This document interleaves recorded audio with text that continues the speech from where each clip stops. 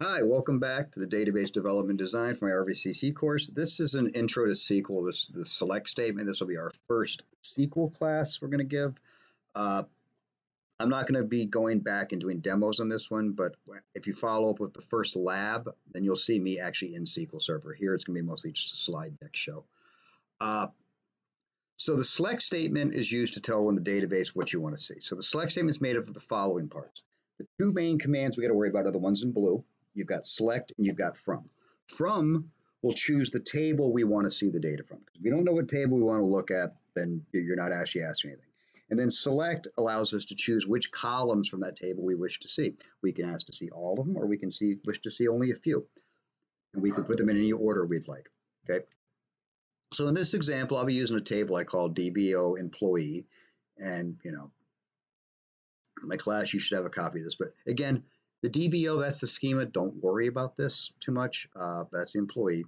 And then, so you'll sit there, and if you expanded it out, you would notice I've got columns here. So I've got employee ID, which is a float, employee name, department, job title, age, and a hire date, which is a date time.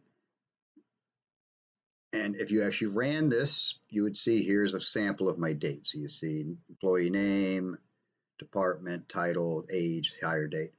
What I used here was called a select star statement. So I'm saying from employee. So you notice I don't actually have the word DBO, even though it says here DBO employee. I don't have it there because DBO is the default schema. Since we're only using that right now, you don't need to worry about adding that. If we added more schemas, it's a different story. But for right now, you don't need to add that.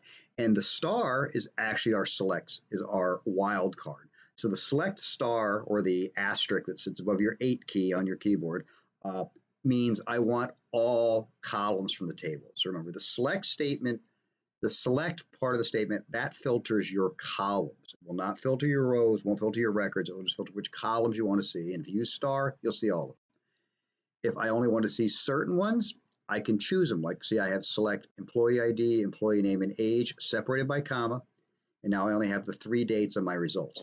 Notice I can list all the columns on a single line, or I can put them in multiple lines for easy reading. SQL is like Java. You can write the entire thing on one line. It doesn't care. But I tell you something, as your queries become really long, like ones I've used for work, thousands of lines, it's much easier to read them like this. And I actually like putting the comma here in front instead of behind, because that it's much easier to go down a long list and look for a missing comma in the front than to try to look through all these terms. Trust me, it'll save your eyes later in life. But again, so we just did select from employee, same table, we select all. In this case, we went and we decided to choose 3 columns instead of all the columns. Because here we had 1, 2, 3, 4, 5, 6 columns. Here we've only got 3. Okay.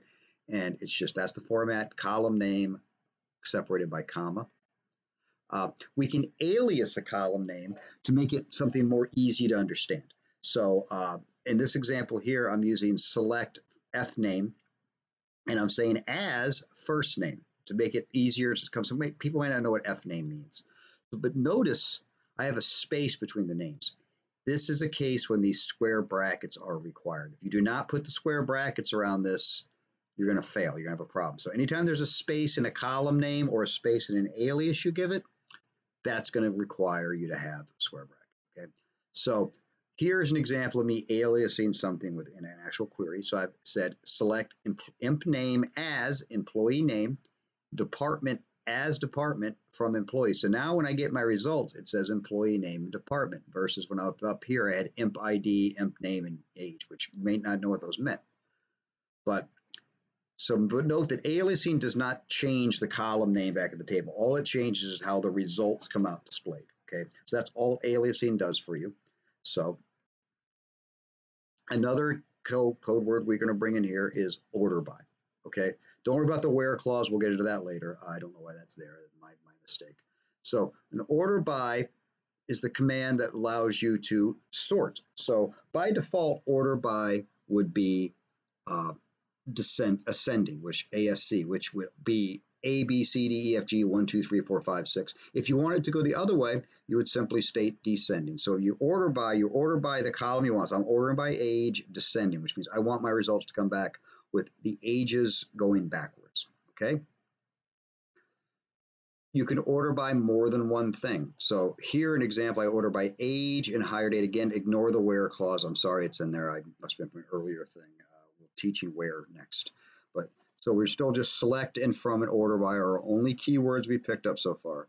And in this case, it will order by the age first and then by the hire date. So